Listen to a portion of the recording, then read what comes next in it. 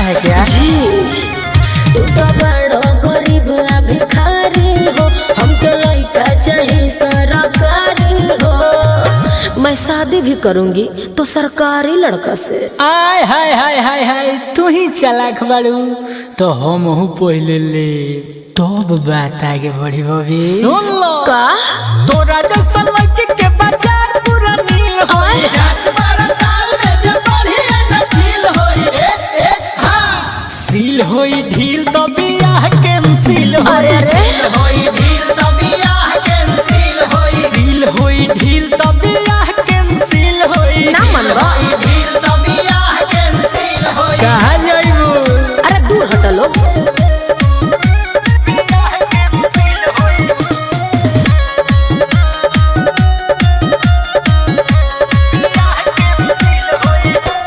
लाली देला केहू क्रीम, केहू दूसरा से, केहू से मोबाइल सिम, केहू दूसरा से।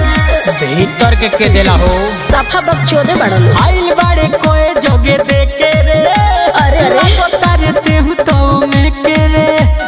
देखिए ये सारा सर गलत हो रहा है। अरे तो सही क्या है हम बताते हैं, चलिए ना खूब चाउमीन आओ। नया ही कानून बनी तिलक में डील होई,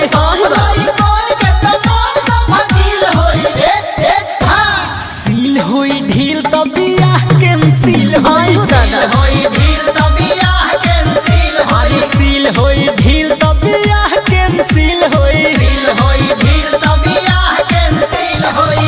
अब बोल रे मादा मुँह पूछ दे।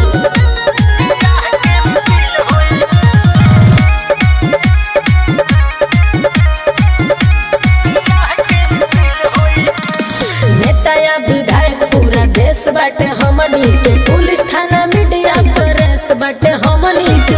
महिला मंडल में तार जीजा जी बाती तो जनहित में जारी बा, ओ बुलेट राजा कोइले तैयारी बा। ढेर हीरो बना तरह का धक्के बबरिया नोच ले। नोचबो जी नोचा ला निर्मल योगेश के जे खुश नहीं दिल होई, रहब कुआर भले कोनो मुश्किल होई, सील होई ढील तो बियाह कैंसिल होई, सील होई ढील तो बियाह कैंसिल होई, सील होई ढील तो बियाह कैंसिल होई, पगलेटे बाड़ो। ढील तो बियाह कैंसिल होई। अरे तोरा ना चिन्हाई